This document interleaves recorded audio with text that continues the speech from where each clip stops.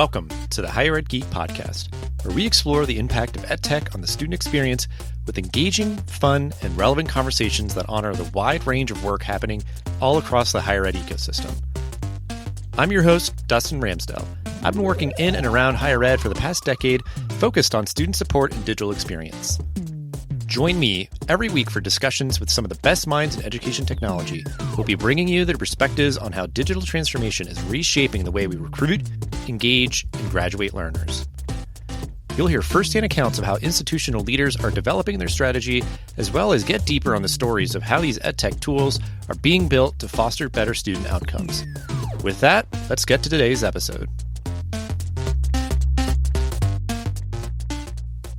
Hey there, everybody, and welcome to this episode of the Higher Ed Geek Podcast number 324 with Kristen McMullen from the College of Charleston, who is leading a very interesting and unique effort using the Designing Your Life framework to help students throughout their time at the institution to just navigate the experiences that they pursue and how they consider the options of what they want to do with their lives. Because sometimes it's long-held assumptions about what they think they should or are supposed to do in terms of a career, or making sure to get them to be able to sample and explore and test things out to make sure that they feel really confident and have everything they need to be successful in whatever their chosen career path is. I've really found this as an interesting effort that they're doing there, and that they've scaled it up so much and provide some really great advice and guidance for other folks that might be interested in pursuing something similar. Please do enjoy this episode number 324 with Kristen McMullen.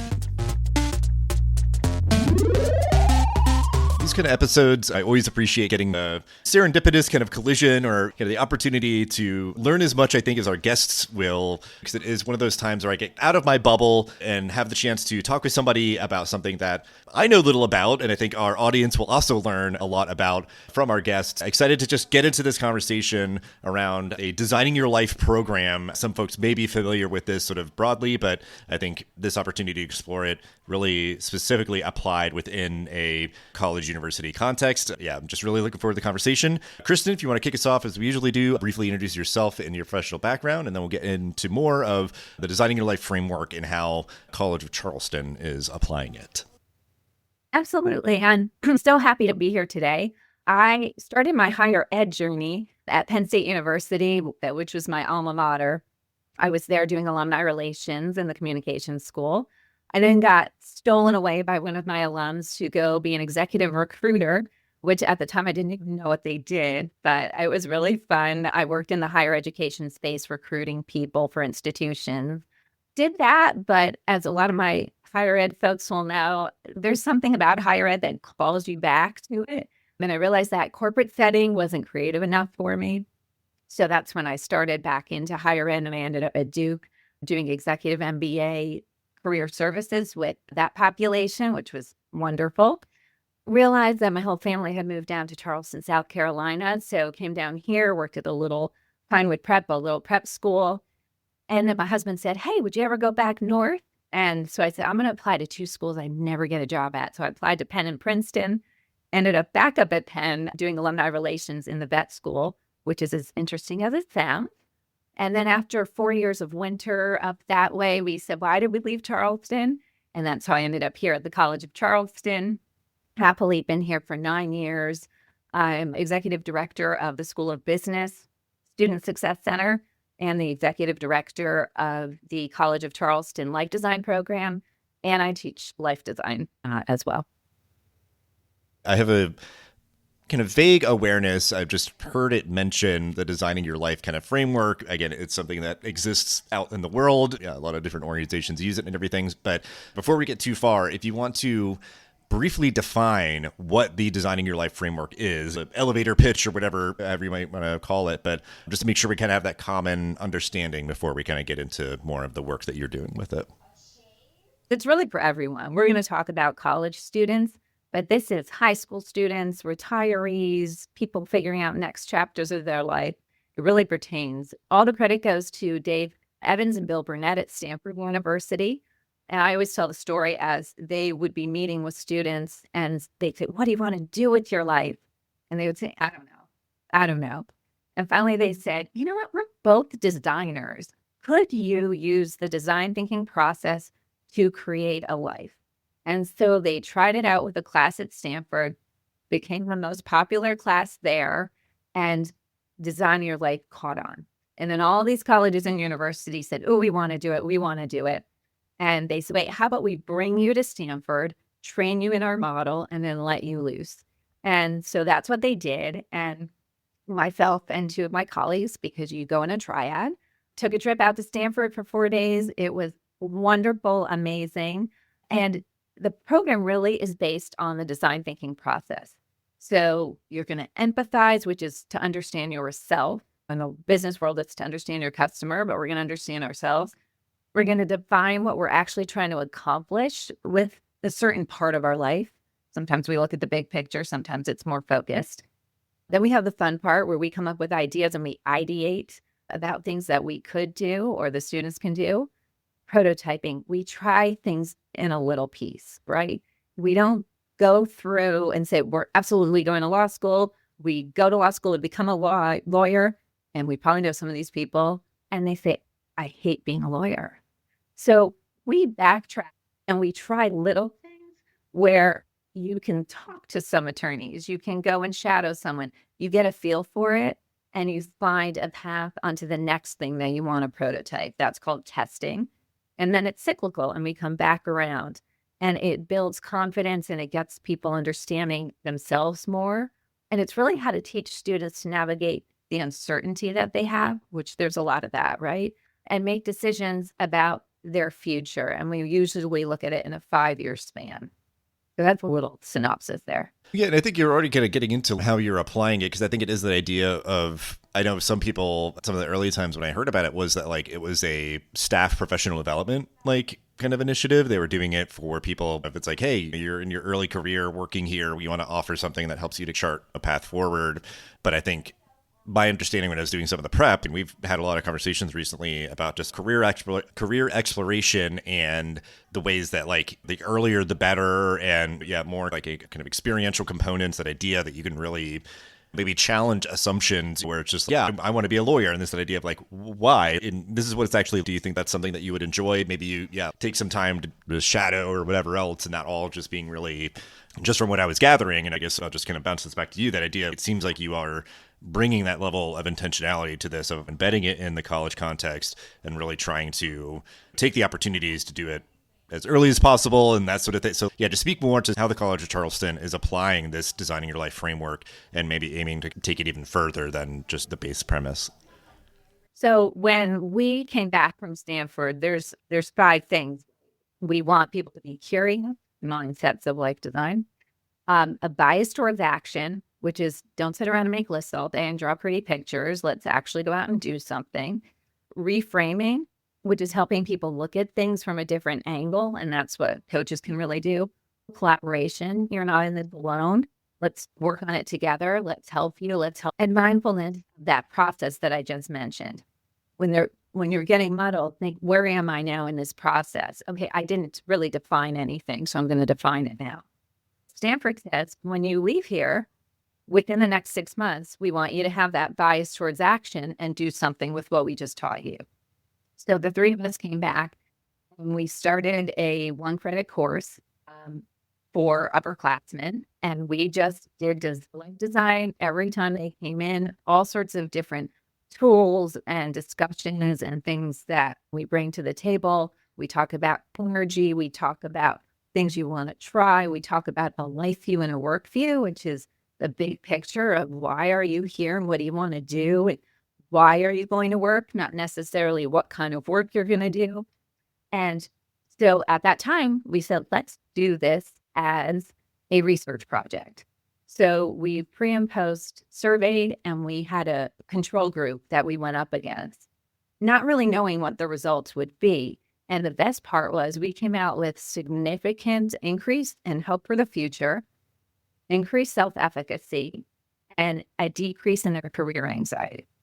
So we thought, we are onto something here. And we knew it from kind of Stanford's thing. Every population is a little bit different. We grew from there. I went down to the FYE, the first year experience office, and met with the director and said, I just want to introduce you to life design and tell you a little bit about it. And somehow I left her office teaching a 60-section FYE of design thinking and life design. But it was actually one of the best things. It was a hard year doing all that, but it was one of the best things I've done because I got in the head of the freshman student and what they were thinking. And it was just post-COVID. So we were going through a lot at that time. I looked the next year anecdotally, and all of those students were leaders of our groups, were student ambassadors. They had really leveled up beyond the normal freshman into sophomore year. And so I thought, not only did we have the research, but we had this anecdotal, them saying, it was because I designed this in my life, or because you told me I could try this and it would be okay. And I tried and I got in and I did this. So there was a lot that was going on there. Forward fast a little bit, we went and presented it for our QEP. AI was the other QEP and they got it. But the reason we really did it was just to build awareness. The awareness got on with the president and the provost, and they said, hey, we want every student to have this at the college. So we have 12,000 students total. And I said, absolutely, we can do it, but I want it to be for every single student. I want it to be for the adult students, the part-time students, every single student. So lo and behold, we came in, rolled it out, and it has been so well received across campus that it's been absolutely amazing. And now we're just integrating it into all different areas, and it's been really wonderful. Yeah, that's great to hear, because I think there's a version of this where certainly you alluded to it of just people do use this in this context, but I think it could be sort of half-baked in the sense of you just do it, and then in career services person or whoever might just be like, okay, cool, like good luck, have fun, whatever. So it's just a sort of flash in the pan kind of moment. You do it, and then some students maybe are carrying the baton forward and really benefiting from going through that experience. But I think it being just really embedded into the culture there now, like I think that is such a huge dynamic shift, and really trying to design around, understand your values more and design around them and stuff. Why is it so important to have the entire institution do it versus just, I know it's incubated in the School of Business and everything, like it could have just been a thing that you just do and it's like a little pet project or whatever. So I guess like the idea of the importance of this endeavor and the why is it worth all the effort? You made a good point, because when I took the position, I said, I need to know that I have full support, that you want this to be a cultural change. We all know in higher ed, great ideas come up, they're done in a silo, and then all of a sudden they're sunsetted, and everyone's, what happened? And it was like nobody knew about it. And so the one person who was doing it left. So, because exactly. Exactly. We have a room like that. It was sitting there for 2 years because the person had left. And I'm like, can I turn this into a life design lab? And they said, yes. But yeah, so we have to get out of our own way in higher education, right? There are great things, and things are changing on a dime right now. The student of today is not the student of even 2 years ago, much less like we would say not the student of the 70s. The student today wants technology involved in all that they do. AI is not going anywhere, so how about we embrace it and make it part of their design process? They come in thinking with their feet. I heard about a student who they're like, oh yeah, my roommate just packed up and left. They want something in return for this. And what I love about it too is my favorite things when a student leaves my office, because I still do one-on-one life design, and they say, I feel so much better. I feel like I figured it out. It's these epiphany moments. And all I did was ask them questions, right? And help them design an Odyssey plan or do something like that. But the reason I feel like everyone's feeling that same way is because it's been so well received.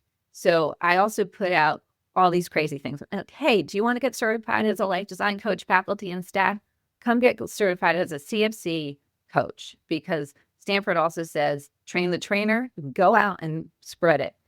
So far, just in these few months, I've had 36 people who have come from faculty and staff to be trained. 2 of them were deans from our school. Someone was from the registrar's office. They're from every angle, and they feel like they can incorporate it in some way in what they do. That's powerful. So they realize it's a differentiator. Admissions is realizing it's a differentiator. We just had our admitted students day. They were just thronging to our table because they said, what is this? What do I do? And then all the parents say, I wish I had this when I was in college. I wish I had it. And So it is something that goes, I call it my continuum, from admissions through work. Orientation is going to be a big part of what we do, specialty groups, all the way through. We have Design Your Charleston, just like they have Design Your Stanford, to design those 4 years that they're here, or 3 or 5 or 6, and be intentional. I want them to live the no regret college life where they try everything. All of us probably look back and I wish I had done this and I wish I had done this. How do you do it with no regret? Where you're like, yeah, I didn't even make the cheerleading squad, but I tried out and I'm just so proud of myself. It's what are those things that they want to be a leader of and do? And then we have Life Launch, which Life Launch moves. We had basically thought it was going to be junior and senior year, but we have freshmen who are like, I'm ready to go to work. I don't know if you all have seen that happening, but freshmen, they want to work through it. But we're like, okay, let's make it so that when you do get to work, you're getting the best job possible. And we're leveling you up with the things you accomplish. So Life Launch kind of moves. And then we have the freshmen who are almost in tears because they're like, I don't want to declare my major. Don't make me. And we're like, yeah, your Life Launch will come a little bit later. And then we're also working with our alumni populations. That's one of our goals, is to help people with career changes, planning for retirement. I want to do life design for couples, but everyone tells me that might be risky. So we're thinking about it. And so, yes, we're taking it. I think it's well received because we see the student of today. We don't want to lose them. Higher education is important. So let's make their experience individualized, which we've never really been good at, right? It's here's the classes you take, follow this path, do what you want to do. We're helping them figure that out through coaching and workshops, and we have like design circles. We have one that's for Design Your Summer right now, so they can think about how they want to do that.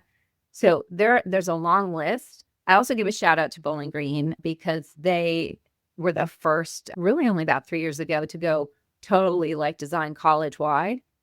I went and baked the did. We went up to a Penn State football game. I'm like, hey, you want to drive 6 more hours and go to Bowling Green? So they have been fantastic. And we're actually going to be convening there later this spring. So I could go on and on with examples, but everybody is so excited. Right after this, I'm meeting with the head of the residence assistants, and we're going to train all of the RAs so that they can take it to their floors and do like design programming and fun things with them. There's a lot, and it's wonderful. Yeah, I think that is just even like advice for other folks kind of interested or curious about this is the idea of obviously the kind of like cultural acceptance and embracing of it, and then also putting the resources towards it, or what that idea that like you needed the endorsement, the support, the permission, like, I think go on such a kind of endeavor as this, and then that idea of, because it's come up in different contexts, and I feel like you keep mentioning that it's just like another like higher ed thing is you might have a president or somebody who's going to be like internships for all or mentors for all, like some big proclamation, press releases out, all this kind of stuff, and it gets maybe like a lot of coverage, but the implication of that is like what you were getting is like we would need to train everybody on campus. And you, at least I think, sounds like you had a little bit more of a blueprint, and other folks that kind of were doing it similarly, other kind of peer institutions and that sort of thing. But yeah, it's like that kind of that idea of we need to understand that we've got to really all get on board on this. You, Kristen, cannot, if we're going to do Design Your Life for every single student at College of Charleston, I can't do that, or I certainly can't do it effectively just by myself. And so I think it's, yeah, like if there's sort of mandates or different things, like the kind of institutional commitment is important, giving folks kind of the space to do that and getting a lot of people to kind of chip in. And because I think there's like another version where, you know, if it was like spreading around campus, you were doing it like on your own time or something. The idea of you didn't maybe get permission, you were asking for forgiveness kind of thing. Like one of those sort of things of just, I don't know if people are curious about it, I'm fine doing that. But it wasn't like from the top kind of committed. Yeah. So it's, again, a half-baked thing or whatever. So I'm just imagining all these different versions of being like, those are the pitfalls and kind of the traps that you may want to avoid to have this be something that is truly successful. And I think there's even just like a exciting kind of future as this sort of like persists, is that idea of, as you're mentioning, well, you know, it'd be great to retroactively support alumni to design their life, whatever life phase they're in. But I'm curious, just because it sounds like it's getting towards an apex, and you did, I think, tease some of the things in terms of this effort evolving or expanding or whatever else. So anything else that you'd want to mention on that front, I guess, of just as you're looking towards the horizon with this work, the Designing Your Life work at College of Charleston, what are you looking forward to or anticipating that might have it evolve or expand? Yeah, I think you brought up a great point. There's two things that I'm really focusing on. One is being the hub of the wheel here, right? So we're not going to be creating everything. We'll have some things we create, but our job is to break down those silos that you mentioned, where we're saying, oh, this is what you want to do. You go here, or you go here, or you go here. And they say, oh, I would have never known that was there. So we're hoping that we're actually going to increase traffic to the Career Center and to advising and to all of the different areas and to the leadership area and civic engagement by doing that. And then I have my staff knows this. I call it my ecosystem. Pretend like it's a big map on the table, which is campus in every single department and every single school, every single area. But it also includes the outreaches of Charleston itself, because we use Graduate for Mentoring, and we want students to use that as a prototype, giving a mentor, having one-on-one conversations. So there's all these resources. And then every time we actively engage, it turns green on my map, right? So the goal is to have every single area on this campus map, all levels, green. Everybody's integrating it in some way because we've met with them, we talked it through, they're excited. And then we're getting people in the community involved as well. And so it becomes a life design ecosystem that we're really building. So that's the next step, is to get the ecosystem to be all green and just have a lot of fun doing it. Life design is so much fun. It really is. It's empowering. It's fun. It's a differentiator right now for us. When we talk about admissions, we talk about retention. I'm really hoping that we'll see some in results with that. We do have one person on staff. She's a PhD, and she's really data collection and all of that, with our hope of pushing out to other people in higher ed some information beyond the first paper that we had that was published in the International Journal of Teaching and Learning. Definitely share that out. Yeah. Because I think just that background, I'm sure, even just, again, that idea of if you're trying to build a coalition, being like, hey, we've done some analysis and this report here or whatever else, that would be convincing to some people. Other people, it's just going to be like, oh, if we're putting the resources into it, yeah, we can look at it as a retention play and retaining the tuition revenue. So it's okay, I'm just going to do the like dollars and cents analysis or whatever else. And then there's a more emotional side of this. It's a fun thing. I think people enjoy it. People find it valuable. Like, it's helpful. They're going to be more satisfied and those sort of pieces, which you can certainly capture quantitatively, qualitatively, whatever. But I think just even the idea of the impact, why this is all important, and then I want to kind of capture my thought, and for the audience, kind of bold circle, underline that idea of higher ed in this moment. We've reached peak, the high prices and student loan debts and the kind of scrutiny and of higher ed as a monolith or whatever. So I think students and their families, like these stakeholders and all that, as consumers of higher education, I think are just like wanting to make sure that the kind of opportunity cost, risk, or whatever, it's going to be worth it for them. So the idea that an institution could be like, we're going to be really hands-on supporting you and bringing a lot of kind of intentionality to your time. Because I think most institutions are like super all in on the first year experience at least. But then after that, it is, again, that kind of reactive, we're here if you need us approach. And that oftentimes I think like it's students may just take like the harder, longer path to still, okay, you still graduated, you still passed your classes, whatever else. But yeah, you maybe had some regrets. You maybe didn't optimize your time in terms of the courses you chose or whatever else. But I don't know. I think that is going to be, approaches like this is going to be something that is the way that institutions can be a more compelling, relevant, and valuable sort of post-secondary option, as learners do just have more options and everything. Like, you can promote that, like you're saying, on the front end with admissions,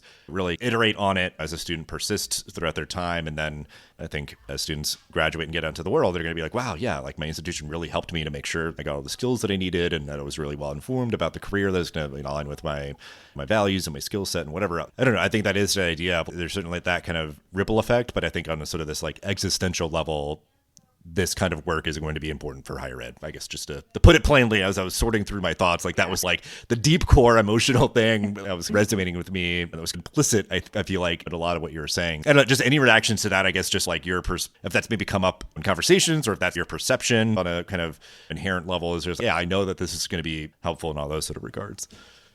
Oh, yeah, 100%. The reactions from students, because obviously we're trying to gather that and see what their reactions are. The fact that basically we say to prospective students, you're going to get a free life design coach. We have a whole team of peer life design coaches. We have professional coaches. That in and of itself, the value right there is so great. And a lot of our students, they don't come in knowing exactly how to live life and the life skills and how to go to work and how to pay your benefits and how to interact with other people and present and do these things. So we're helping them build those skill sets, but in a way that's really relevant to them, where they just absolutely love it. We're also lifting up the academic programs because we're making them relevant in their lives. So yeah, you might be getting such and such a major, but we have career circles that are industry based. So you're like, I really want to do finance, but I really would like to do it in sports. We're like, okay, join the sports career circle. They're mentored circles. We'll bring in our mentor from the Texans, and he's going to give you some insight. He's going to send us underground information that only gets transpired between people in the industry. We're going to get you that finance job, maybe working in the NFL. And I'm like, that's what I want to do. So we're taking what they always think, oh, I can only go into wealth management because I'm in finance, and broadening what they think they can do because we're making them think of different options for their degrees. And then maybe they now say, maybe I'll add a minor in this. And we really are helping them lift up the academics and craft things a little bit different for themselves. And it's just, we're trying things. We're doing the design process in doing this. And that's what I would encourage people to do. Prototype, try something. I'm obviously willing to talk to anybody about it. You're welcome to come to Charleston, visit. But it's just, if you want to just throw things around, we can find a place where you can just introduce it and try something. Maybe it's just a workshop. I'd love to see every school do it in some way, shape, or form across the country. And a lot of schools are doing it in different departments and things like that. So it is fun to hear from those folks and compare notes and help each other. This isn't everybody can do it thing, and let's help each other do it so that we are turning out a great product who's ready for life. I consider it, I always say we're building them a parachute. We're not just giving them a degree and pushing them off the cliff and saying good luck.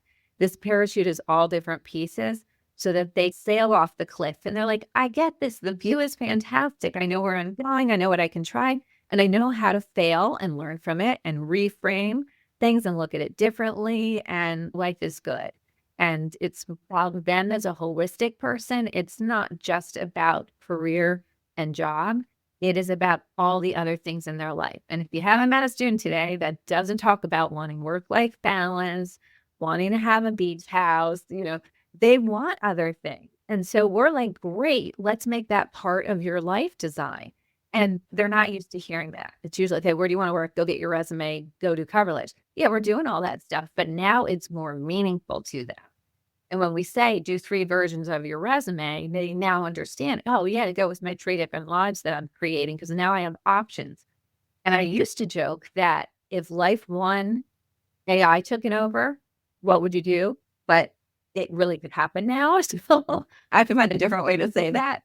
But those realities are there, and we don't want them to fear it because these are just changes that we've had these throughout the years and things have happened. And I know moment it seems very crisis oriented, but we'll be like, it's okay because you know what, you built these skills over here. This job's still like definitely going to be needed. And they're like, oh, good. Okay. Phew, I can move on. But then we're also saying things like you have free LinkedIn learning through the college. Did you know LinkedIn learning has a coaching function? So after your coaching meeting in life design, you can go in and set up the coach to hold you accountable to the things that you wanted to do with your life. So we're teaching them to use AI to ideate, to think of ways that people they can talk to, things they can do. So we're building it into the program as well so that it's part of what they do every day. Yeah, so much of what you're saying, like there's the practical component certainly, and then the more, those like existential things around that idea. Yeah, you could be doing finance and sports management and kind of blend them together and kind of find a unique thing, which I think is also just generally good advice for folks trying to find their way.